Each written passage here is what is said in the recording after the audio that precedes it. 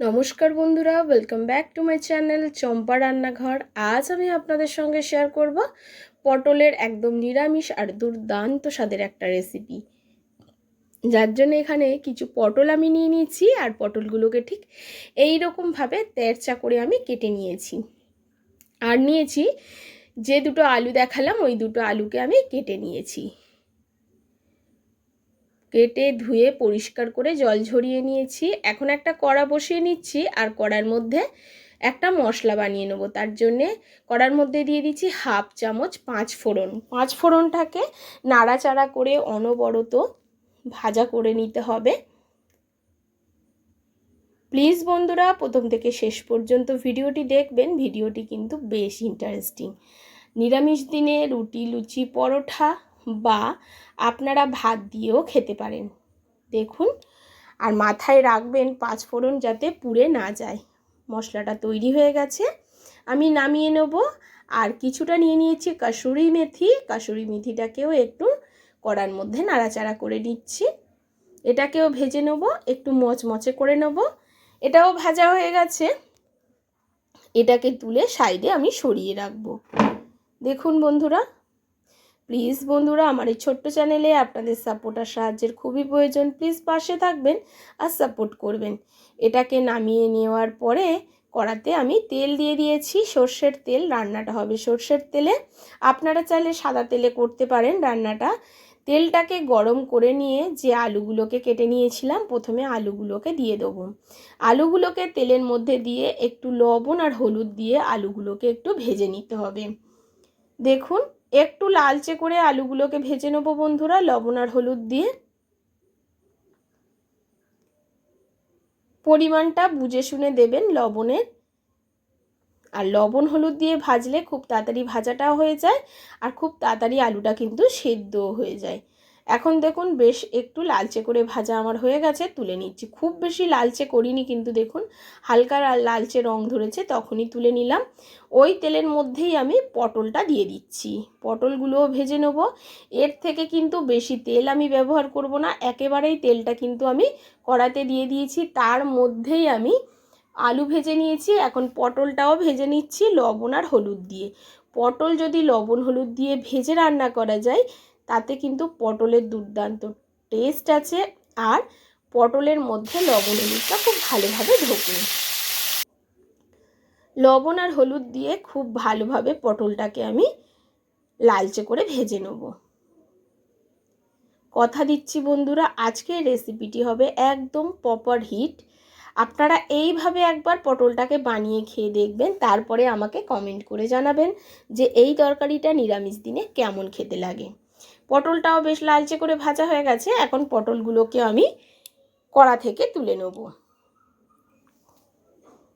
কড়া থেকে পটলটা তুলে নেওয়ার পরে যে তেল থাকবে, সেই তেলের মধ্যেই কিন্তু বাদবাকি রান্নাটা করে নেব। তেলের মধ্যে ফোড়নে আমি দিয়ে দেব কিছুটা গোটা জিরা, একটা শুকনো লঙ্কা আর একটা তেজপাতা। এখানে হাফ চামচ মতো গোটা জিরে আমি ব্যবহার করছি ফোড়নে দেওয়ার জন্যে। এবারে 30 থেকে 40 সেকেন্ড মতো খুব ভালো করে নাড়াচাড়া করে ফোড়নটাকে ভাজতে হবে।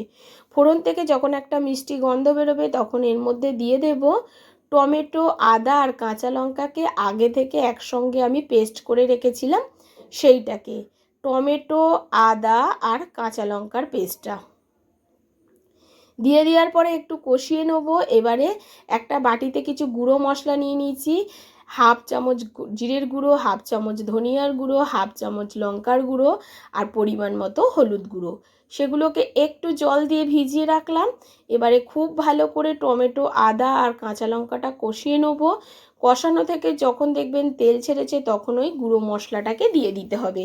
তবে বন্ধুরা, এখানে হলুদটা বুঝে দেবেন, কারণ পটলটা ভাজার সময় হলুদ দিয়েছিলাম, আলু ভাজার সময়ও হলুদ দিয়েছিলাম।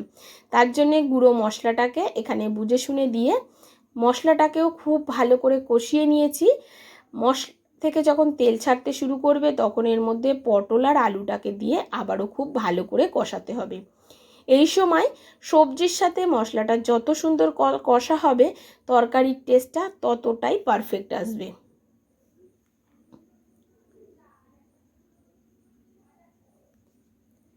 খুব ভালো করে আমি কষিয়ে নিয়েছি দেখুন।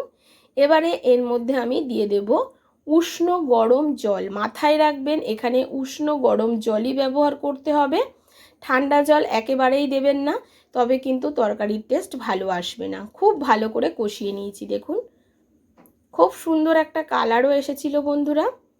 পরিমাণ মতো জলটা দিয়ে দিচ্ছি, খুব বেশি ঝোল রাখবো না, একটু মাখো মাখো রান্নাটা হবে।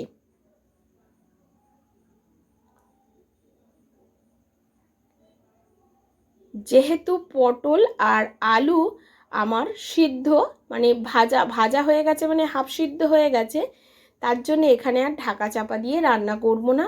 মিডিয়াম ফ্লেমে আমি 5 থেকে 8 মিনিট মতো ফুটিয়ে নেব জলটা দেওয়ার পরে। আর এখন দেখুন আলুটা কিন্তু বেশ সেদ্ধ হয়ে গেছে। কিছু আলু আমি ভেঙে দেবো, তাতে তরকারিটা একটু গাঢ় হবে। একটা দুটো আলু আমি ভেঙে দেবো।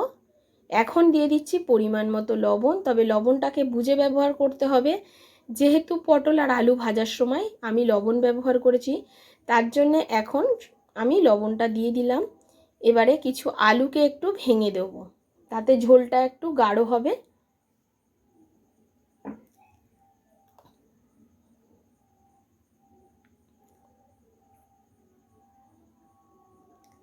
এবারে দিয়ে দেবো গুঁড়ো করে রাখা ভেজে গুঁড়ো করে রাখা পাঁচফোড়নটা। পাঁচফোড়নটাকে আমি ভেজে গুঁড়ো করে রেখেছিলাম, সেটাকে আমি দিয়ে দিলাম। এবারে একটু নাড়াচাড়া করে নেওয়ার পরে বন্ধুরা এর মধ্যে দিয়ে দেবো আগে থেকে ভেজে রাখা কাসুরি মেথিটাকে হাত দিয়ে একটু ডলে আমি কাসুরি মেথিটাকে এর মধ্যে দিয়ে দেবো।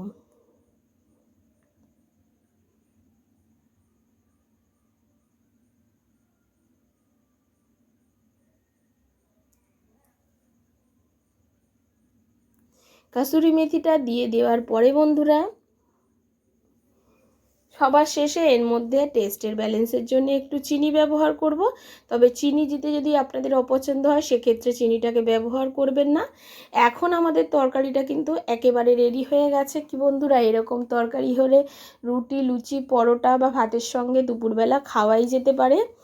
এবারে আমি গ্যাসের ফ্লেমটাকে অফ করে দেবো। দেওয়ার পরে আমি দেখাচ্ছি দেখুন বন্ধুরা কতটা সুন্দর কালার হয়েছে আর কতটা সুন্দর দেখতে হয়েছে আজকের এই পটল আলুর তরকারিটা। এইভাবে একবার বাড়িতে পটল আলুটা রান্না করে খেয়ে দেখবেন বন্ধুরা, খেতে যেমন সুস্বাদু তেমনই সুগন্ধে ভরপুর। আজ এই পর্যন্ত বন্ধুরা, আবারও দেখা হবে অন্য কোনো নতুন ভিডিওর সঙ্গে। এতক্ষণ ধরে ভিডিওটির সঙ্গে থাকার জন্য অসংখ্য ধন্যবাদ। আর অবশ্যই বাড়িতে একবার এইভাবে আলু পটলটা বানাবেন, আমাকে কমেন্ট করবেন, তবেই কিন্তু আমি আপনাদেরকে ধন্যবাদটা জানাতে